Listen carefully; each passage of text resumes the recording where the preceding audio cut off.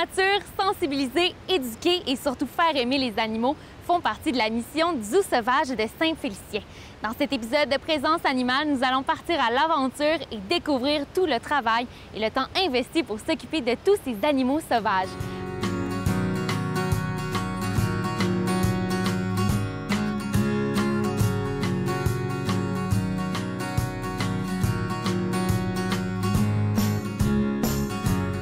Donc, Alexandra, tu es adjointe à l'éducation ici au Zoo sauvage de Saint-Félicien, mais ça fait combien de temps qu'il existe? Le zoo a ouvert en 1960. À l'époque, évidemment, c'était pas le zoo qu'on a aujourd'hui. Il y a plusieurs améliorations qui ont été faites depuis. Ça a également changé un petit peu d'aspect à plusieurs niveaux. Quelle est sa mission? Donc, la mission du zoo, c'est de faire aimer la nature pour la préserver. Par contre, il y a quand même plusieurs étapes dans le processus parce qu'on ne peut pas préserver la nature si on ne la connaît pas. Donc, il faut apprendre pour connaître, connaître pour aimer, puis aimer pour préserver. D'un côté plus valeur du zoo, ça ressemble à quoi? C'est surtout au niveau conservation, éducation, s'assurer de non seulement valoriser ce qu'on a ici, mais aussi de valoriser les espèces en milieu naturel. Donc, évidemment, on a des hauts standards ici au niveau de... On est accrédité par l'ASAC, donc l'Association Zoo Aquarium au Canada. On est également accrédité par la WASA, donc au niveau mondial. Puis, ça fait en sorte qu'on a des hauts standards au niveau des soins pour les animaux, au niveau des habitats, mais également au niveau de nos efforts dans la conservation, au niveau de nos efforts dans la recherche. Donc, on participe à beaucoup de projets dans ces eaux-là pour participer, pour faire des efforts dans ce sens-là. Vous avez quand même une grande intention de sensibiliser les visiteurs à la nature, aux habitats et sur les animaux aussi. Qu'est-ce que vous faites pour sensibiliser les visiteurs? On a un gros département d'éducation. D'ailleurs, c'est là-dedans que je travaille. Non seulement on a des collations animées sur le site, mais on a aussi des naturalistes qui vont juste être dans un secteur pendant la journée, qui vont répondre aux questions des visiteurs, qui vont engager la discussion avec eux pour pouvoir faire un petit bout de chemin avec ces gens-là qui en apprennent plus, donc pour pouvoir remplir la mission. On a également le parc des sentiers de la nature. Donc, on a des trains qui circulent, qui sont guidés et conduits par des conducteurs qui vont donner des explications par rapport aux animaux qu'on rencontre, parler de conservation, parler au niveau des animaux en milieu naturel, qu'est-ce qu'on peut faire, les efforts à ce niveau-là pour aider la conservation des espèces. Donc, à ce niveau-là, on s'implique aussi. On célèbre plein des journées internationales. L'importance de garder justement la conservation naturelle des habitats des animaux, à quel point c'est important? Chaque espèce, non seulement elle a une valeur intrinsèque, donc parce qu'elle existe elle-même, elle mérite de continuer d'exister. Mais aussi, la plupart des espèces ont une grande importance dans l'écologie de leur milieu. Par exemple, si on enlève un prédateur d'un milieu, bien la chaîne alimentaire risque d'en ressentir, le réseau trophique risque de ressentir les effets à plusieurs niveaux. Si on n'a plus un grand prédateur, par exemple, la quantité d'herbivores va augmenter, ce qui va faire diminuer la quantité de végétation, ce qui peut être problématique pour d'autres espèces. Et l'inverse est aussi vrai. Si on enlève les proies principales d'une espèce, évidemment, les grands prédateurs n'auront plus de quoi se nourrir, donc vont devoir trouver un nouveau territoire, leur population va diminuer. Puis cet équilibre-là est super important parce que même si ça n'a pas toujours l'air de ça, l'humain dépend de l'équilibre de la nature dans laquelle il vit. Parce que l'humain fait partie de la nature, même si c'est pas toujours évident. Qui s'occupe des animaux? Parce que c'est ouvert en tout temps, il y a toujours quelqu'un qui doit s'en occuper. Donc, qui s'en occupe? Été comme hiver, à Noël, à Pâques, il y a tout le temps quelqu'un qui s'occupe des animaux. Donc, on a une grosse équipe de gardiens qui va s'occuper des soins aux animaux. Oui, vous allez voir la plupart des naturalistes sur le terrain, les gens à la boutique, les gens qui sont à la billetterie, au restaurant, mais le gros du travail derrière est effectué par l'équipe des gardiens. Donc, il y a un gardien dans chacun des secteurs qui va s'occuper de ces animaux, s'assurer qu'ils mangent, s'assurer que tout est propre, s'assurer que leurs animaux vont bien, autant du côté physique que physiologique. Donc, on a également des gens qui s'occupent des enrichissements, parce qu'on veut s'assurer que nos animaux ne manquent de rien, puis ne manquent pas de stimuli non plus. Parce qu'en milieu naturel, les animaux vont aller chasser, vont fouiller pour leur nourriture. Ici, on leur donne leur nourriture. Ça fait en sorte qu'on veut, autant que possible, continuer d'encourager les animaux à avoir des comportements qu'on observerait en milieu naturel. Donc, l'enrichissement peut prendre plusieurs formes. On peut mettre des nouvelles odeurs dans l'habitat, changer l'endroit ou changer la forme, bien, pas nécessairement la forme de la nourriture, mais comment est-ce qu'on va donner la nourriture, l'heure à laquelle on donne la nourriture. On va faire des jouets, on va faire il y a des enrichissements qui peuvent exister sous toutes les formes. On a quelqu'un qui travaille à temps plein là-dessus pour s'assurer que nos animaux ne manquent de rien au niveau psychologique. Donc, chaque animal va avoir des demandes différentes. Bien évidemment. Les demandes psychologiques d'un tigre sont très différentes de celles d'un castor. C'est quel genre les grandes différences là, qu'on peut avoir? Justement, un tigre et un castor, c'est très différent, mais pourquoi? En milieu naturel, excuse-moi, les tigres vont normalement chasser leur proie. OK. Les castors, ils vont manger des arbres. Les arbres, ça court pas très vite, ça se déplace pas rapidement. Donc, ce qu'on va offrir comme enrichissement au niveau des grands prédateurs, ça va être des fausses proies souvent. OK. On ne mettra pas des proies dans l'habitat. On ne fait pas ça ici. Donc, souvent, les fausses proies, ça va être, par exemple, une boîte en carton sur laquelle on va coller du poil. Parce que, bien, par exemple, nos animaux vont muer au printemps. On va récupérer la laine, on va récupérer le poil, puis on va les utiliser en enrichissement pour d'autres espèces. Donc, il y a des odeurs là-dedans. Puis, dans la boîte, on va mettre du remplissage, de la paille, de la ribe de bois, on peut mettre des cocottes, on peut mettre absolument tout ce qui peut être mangé sans danger. Puis, on va mettre des choses qui sentent... tu sais, c'est pas tout le temps de la nourriture qu'il y a là-dedans. Des fois, ça va juste être des glaçons d'odeur, du gras, ça peut être des morceaux de foie. Puis, eux autres, dans le fond, ils vont aller pour détruire ces choses-là. Bon, après ça, il faut qu'on ramasse. Mais eux autres, ça fait toute la différence dans leur journée, le fait qu'on prenne le temps de faire ces enrichissements-là, puis de s'assurer qu'il y ait l'occasion de faire ce qu'ils feraient normalement en milieu naturel. Donc, c'est vraiment un peu de faire ce qu'ils auraient fait s'ils avaient été vraiment dans leur habitat naturel. Exactement. Qu'est-ce qui te marque le plus dans ton travail, parce que tu en as vu quand même plusieurs choses? Qu'est-ce qui te marque le plus? J'aurais tendance à dire que c'est la quantité d'informations qu'on est capable de partager avec les visiteurs. Je sais qu'en tant que tel, quand on parle et qu'on parle, il y a beaucoup d'informations qui ne seront jamais retenues, mais il y a beaucoup de gens qui arrivent ici avec peu de connaissances par rapport aux animaux. Les animaux, c'est quelque chose qui les intéresse, mais ils ne savent pas qu'un castor, ça va manger du bois, ça va se nourrir de l'écorce des arbres. Ils ne savent pas comment est-ce que ça va faire pour survivre l'hiver.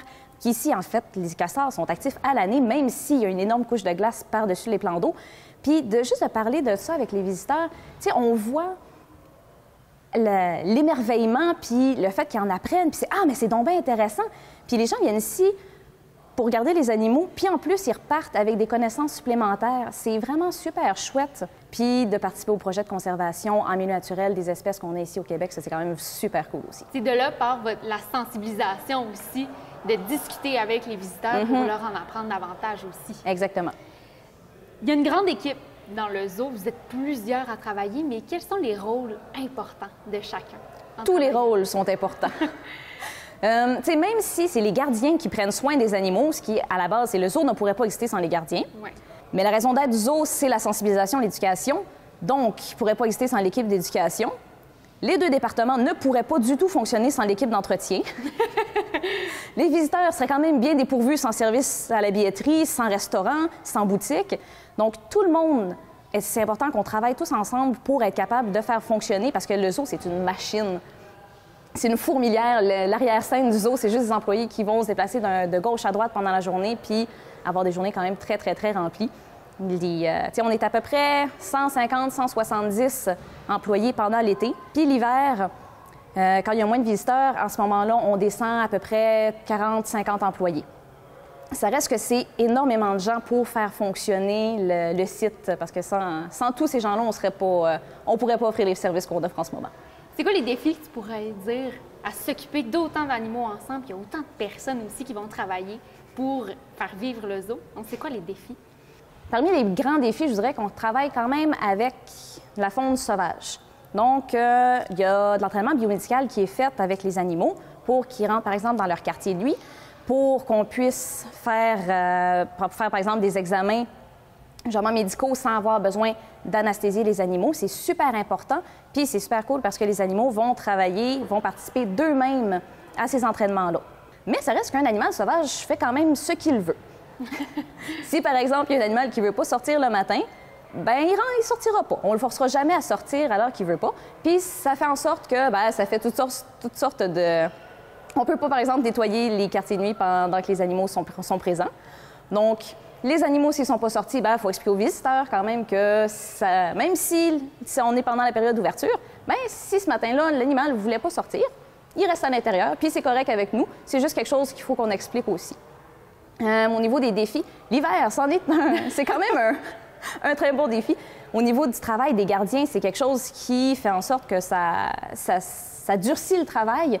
Les gardiens sont super, super efficaces, été comme hiver, à s'occuper de leurs animaux, à s'assurer que leurs animaux vont bien.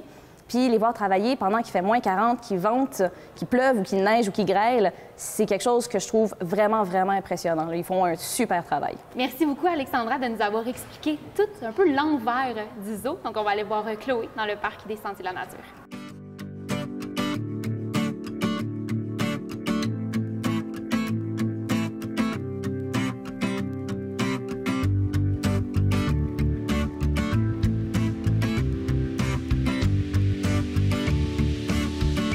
Donc, Chloé, tu es gardienne au zoo ici.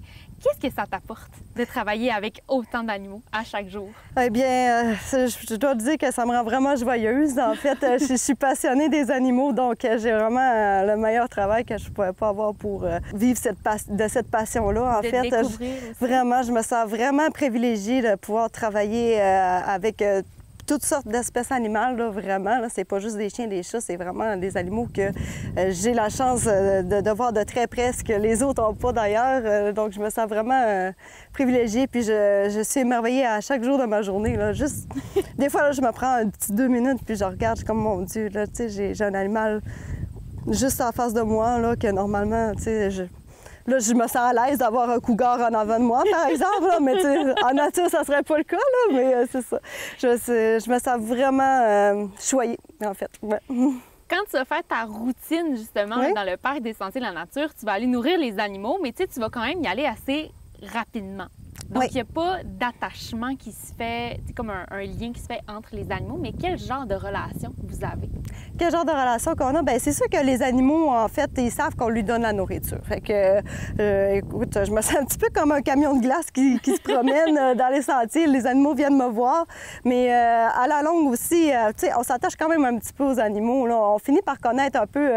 chaque animal a son petit trait de caractère différent des autres qui font de lui que c'est un petit animal unique en son genre. Les pour différencier nous, aussi. Oui, exactement. Parce que les ours, vous en avez plusieurs qui vont se promener, mais vous savez quand même lequel est la mère de lequel. Oui, c'est ça, exactement. Ils ont des petits traits distinctifs, autant physiques aussi, c'est le comportement. Là. Et à quoi ressemble une journée au zoo? Tu sais, quand on passe une journée au parc des Sentiers de la Nature, quand tu y travailles, ça ressemble à quoi? Écoute, les journées passent tellement vite, là. J'ai l'impression, des fois, je me dis, déjà une journée de passée. Écoute, c'est sûr qu'il faut y aller quand même assez vite, là. On se promène, c'est 4 tours qu'on va faire. Donc, on a environ 2 heures allouées là, pour s'occuper de tous les animaux, donner de l'eau, bien sûr, de l'eau fraîche, les nourrir, aussi vérifier leur état de santé, puis s'assurer aussi que les lieux sont propres. Les écuries, qui est quand même une bonne partie de la journée aussi, veut pas les nourrir, ça va bien, là, mais ramasser après, ça prend quand même du temps, ça aussi. Mais ça passe tellement vite, là. Écoute, ça ressemble pas mal à ça. Vous avez plusieurs sortes d'animaux ici. Comment vous faites pour adapter votre travail indépendant de tous les animaux qu'il y a? En fait, vous parlez adapter les animaux... Bien, tu vas adapter ton travail, là, justement, pour chaque sorte. Ah oui, c'est sûr, oui. C'est sûr que là, les animaux, comme les ours, par exemple, on ne débarque jamais dans notre pick-up quand ils sont à proximité. Oui, parce qu'ils peuvent venir assez près, là. Oui, c'est ça. Ouais. Comme vous avez vu, on est vraiment équipés dans notre pick-up pour les nourrir en étant protégés dans notre véhicule. Okay. Sinon, on a vraiment des protocoles pour se protéger des animaux si jamais on a affaire à l'extérieur de notre véhicule. Puis sinon... chaque espèce a ses petites particularités. Comme vous avez vu, les cerfs de Virginie tout à l'heure, ça va bien. On peut sortir d'un véhicule sans problème à côté d'eux. Étant donné qu'ils gardent leur nature sauvage, là, ils ne viennent pas venir nous voir pour se faire caresser ou quoi que ce soit. Là. On essaie vraiment le plus possible de les garder un comportement sauvage. Vous avez vu aussi, quand j'ai ouvert la porte, des fois, il y en a qui portent à se sauver. Ça, c'est super... c'est ce qu'on veut comme comportement, en fait. Une réaction qui est naturelle pour ces animaux-là. Exactement. On s'appelle un peu le zoo sauvage, justement, pour garder les animaux, représenter le comportement naturel de l'espèce. Donc, on ne veut pas les imprégner de l'homme qui dépendent de nous ou quoi que ce soit. Là. Notre but, c'est vraiment qu'ils vivent leur petite vie de cerf de Virginie, par exemple, ou... Comme les ours. Oui, exactement. Leur petite vie d'ours. Puis, on essaie vraiment le plus possible de les stimuler en ce sens.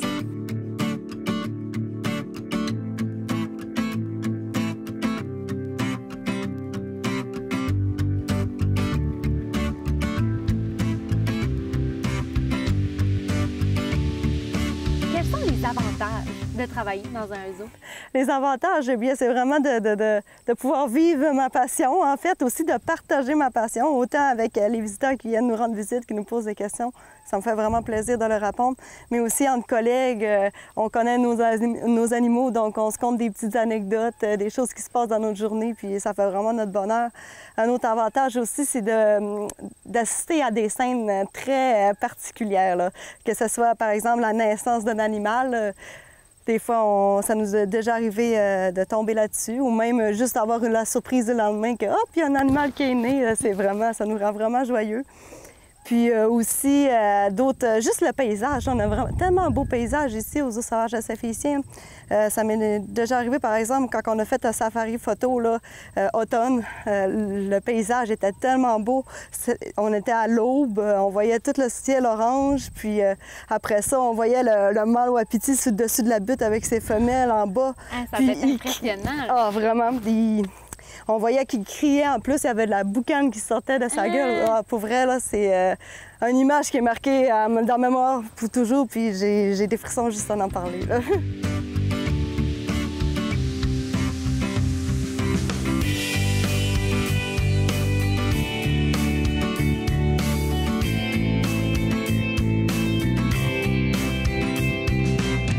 Donc, les défis de travailler au Parc des Sentiers de la Nature.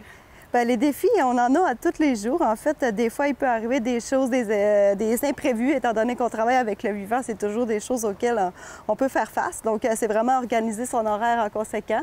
Ça, c'est un beau défi. Sinon aussi, des journées comme aujourd'hui où il fait assez chaud, les animaux, ils ont vraiment la possibilité de pouvoir se cacher, être à l'ombre et tout ça. Puis on essaie vraiment de les rendre les plus visibles possibles pour les visiteurs. Au besoin, on va leur donner de l'enrichissement aussi pour que les faire, par exemple, ça peut être des glaçons de sang pour les carnivores, des choses comme ça. Donc, ça leur permet d'être à des endroits spécifiques que les gens puissent bien les voir s'amuser, en fait, aussi. Et puis, un autre beau défi aussi qu'on a en tant que gardien animalier, eh bien, c'est de... Tu sais, les animaux, ils parlent pas.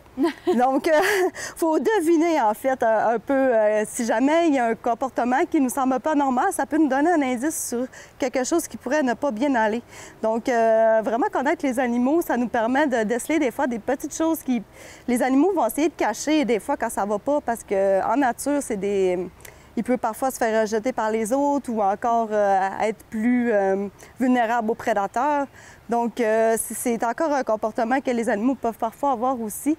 Fait qu'il faut vraiment avoir un bon sens de l'observation là, pour être capable de déceler ces petites choses-là que des fois les animaux essaient de nous cacher. Parce que chaque animal doit avoir sa manière aussi de communiquer avec vous et avec les autres. Oui, c'est ça. Il y en a qui vont être plus expressifs, d'autres un petit peu moins aussi.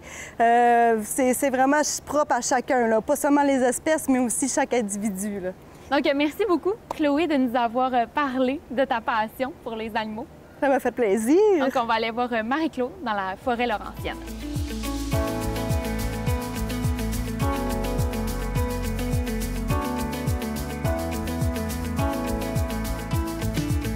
Donc, Marie-Claude, c'est chef d'équipe des gardiens animaliers ici au Zoo sauvage de Saint-Félicien. Exactement. Tous ces animaux-là, ils viennent de où? Bien, nos animaux ici viennent de la Boréalie. Ça, c'est surtout dans l'hémisphère nord. Puis, règle générale, on dit boréalie, là, c'est environ, quand le mois le plus froid de l'année est à environ à moins 3 degrés Celsius. OK. C'est ce qu'on peut dire que c'est la boréalie. Pourquoi avoir choisi ces animaux en Parce provenance que de la boréalie? le climat qu'on a ici, on fait partie de la boréalie, justement. Donc, notre climat est très adapté pour les animaux. Eux, ils sont adaptés plutôt à notre climat qu'on a ici. Fait que ça fait en sorte que les animaux peuvent être toute l'année à l'extérieur ou presque. Fait que c'est dans leur habitat naturel, c'est où ils habitent généralement. Donc, c'est pour ça qu'on a choisi ça. Ils peuvent être à l'hiver comme l'été dehors, dans les grands espaces, justement. Est-ce que ça arrive justement qu'il y a des animaux qui ont plus de difficultés avec certains climats? Bien, c'est certain, je te dirais, comme nos primates, là, gélada, macaque.